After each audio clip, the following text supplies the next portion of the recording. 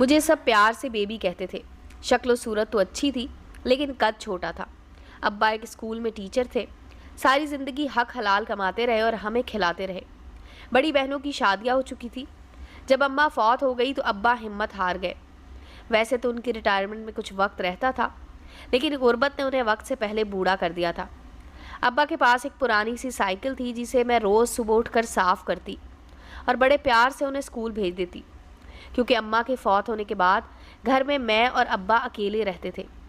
बेचारे अब्बा ने सारी ज़िंदगी एक साइकिल में गुजार दी, लेकिन मैंने उनकी ज़बान पर कभी शिकवा शिकायत नहीं सुना था। बस स्कूल से आते और अपनी अल्लाह तौबा में मसरूफ़ हो जाते। आस पड़ोस सब शरीफ लोग रहते थे। वैसे भी वो हमारा पुराना मोहल्ला था, इसलिए अब्बा को किसी किस्म की फ़िक्र नहीं थी। बस फ़िक्र थी तो मेरी शादी की। खाला सकीना जो पड़ोस में रहती थी, वो बेवा औरत थी और अब्बा की बहन बनी हुई थी। दुख सुख में हमारे काम आ जाती। एक दिन खाला सकीना आई तो अब्बा ने कहा, देख सकीना बहन, मेरी ज़िंदगी का अब कोई भरोसा नहीं है।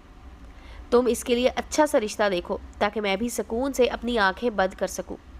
खाला सकीना भी सारी बात समझती थी, इसलिए वो भी दिन रात मेरे रिश्ते के लिए कोशिश करती रही। एक दिन खाला सकीना ने अब्बा को बताया कि एक रिश्ता देखा है अपनी बेबी के लिए। लड़का एक फैक्ट्री में काम करता है।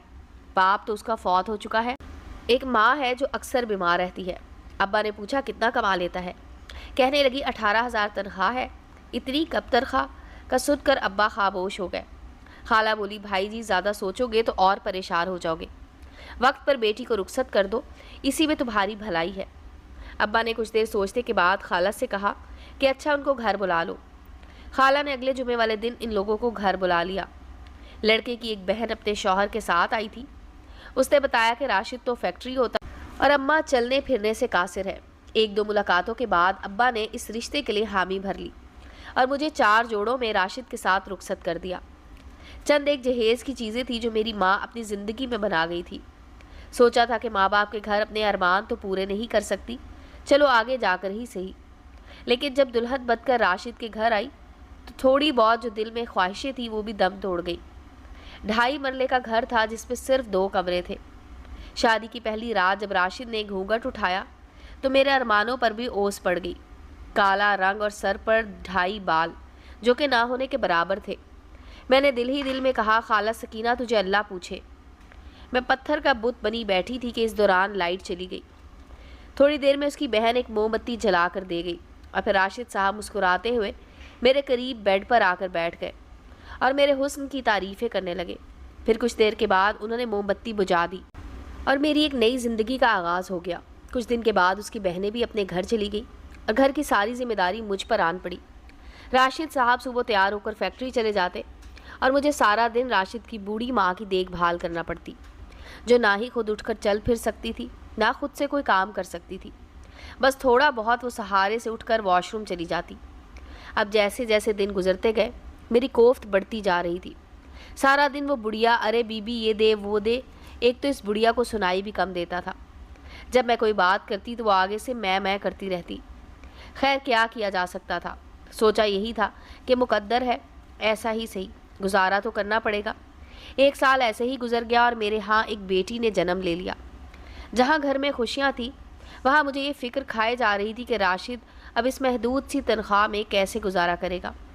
खैर उसने अपनी फैक्ट्री से कुछ लोन ले लिया, कुछ दोस्तों से उधार पैसे मांगे, यूँ थोड़ा बहुत अपना गुजारा होने लगा। 1 साल बाद सास इस जहाने फ़ानी से कूच कर गई। घर में अब मैं थी और मेरी बेटी।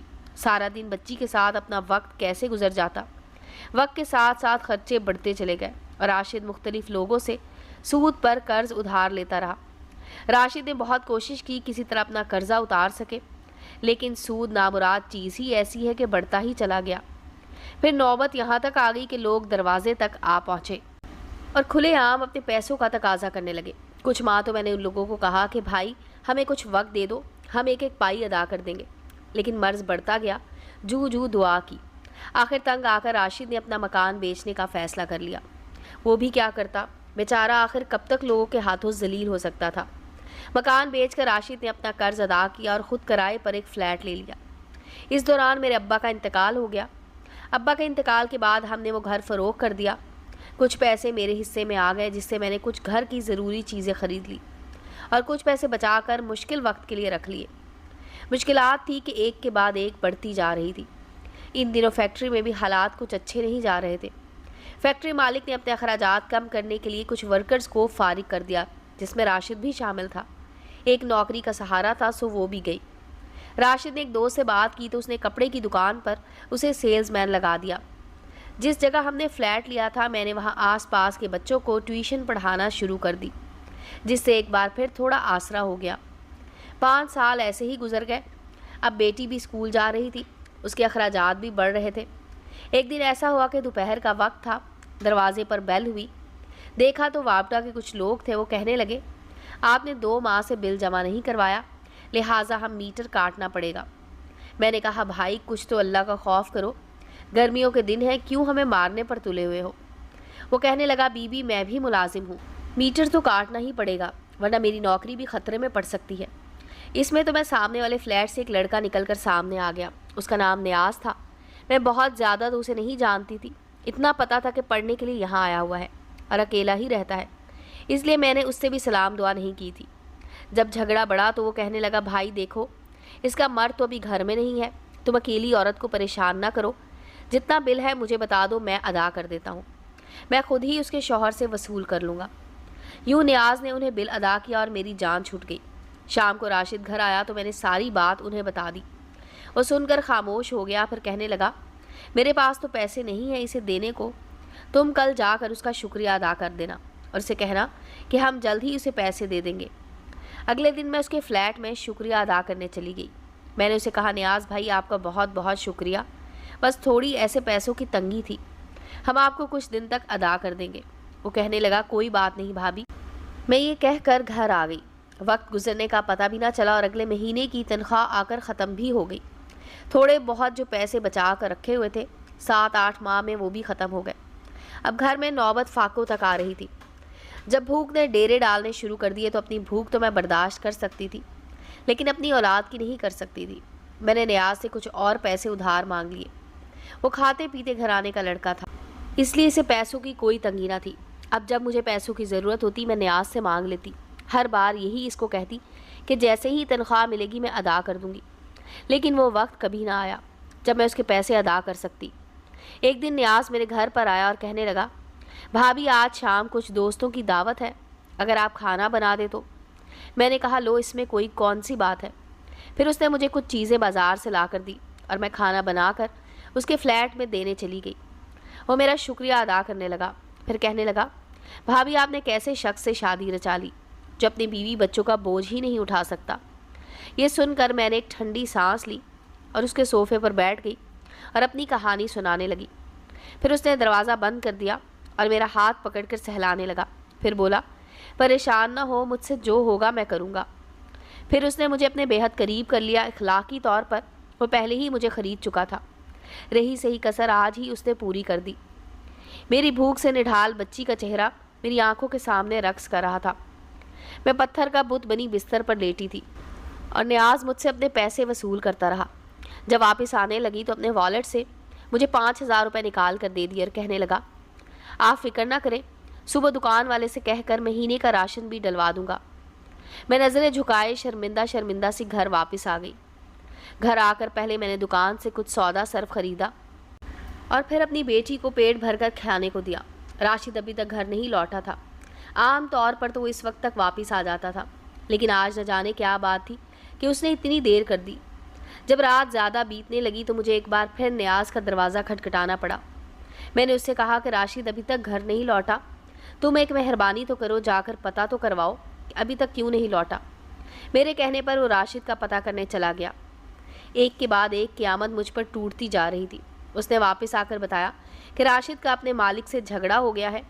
वो मालिक से अगले महीने की तनख्वाह एडवांस मांग रहा था। पास बड़ा गज उठाकर मालिक के सर में दे मारा और अब राशिद हवालात में है। अब ये क्या हो गया? मैंने दोनों हाथों से अपना सर पकड़ लिया। वो कहने लगा, आप फिक्र ना करें, सुबह मैं अपने दोस्त को साथ लेकर जाऊंगा और मुझसे जो भी होगा मैं करूंगा। दिन गुजरते गए, राशिद बाहर ना आ सका क्योंकि मालिक पैसे वाला आदमी था और मैं अकेली औरत कुछ भी ना कर सकती थी। नियाज ने थोड़े दिन कोशिश की, लेकिन वो राशिद को नहीं छुड़वा सका क्योंकि मालिक ने उस पर FIR करवा दी थी। कुछ देर केस चलता रहा और राशिद को सज़ा हो गई। मैंने नियाज की बड़ी मिन्नत समाजत की कि किसी तरह राशिद को छुड़वा दे। उसने कहा, आप कल आना, मैं अपने दोस्त से बात करूंगा। अगले दिन दोपहर का वक्त था। नियाज ने मुझे अपने फ्लैट में बुलाया, साथ ही उसका दोस्त बैठा था। फिर नियाज ने और उसके दोस्त ने जी भरकर अपनी ख्वाहिश पूरी की। जब इन दोनों का जी भर गया तो नियाज का दोस्त कहने लगा, आप फिक्र ना करें, मैं सुबह ही वकील से बात करूंगा, कुछ दिन में ही ज़मानत हो जाएगी। फिर नियाज के दोस्त ने राशिद को छुड़वा लिया और उसको एक जानने वाले साथ नौकरी दिलवा दी। मैं आज भी इसी फ्लैट में रहती हूँ। हाँ, ये ज़रूर है कि बेटी बड़ी हो गई है। अल्लाह का शुक्र है कि राशिद ने अपने दोस्त के तवस्सुत से काम पे लगवा दिया।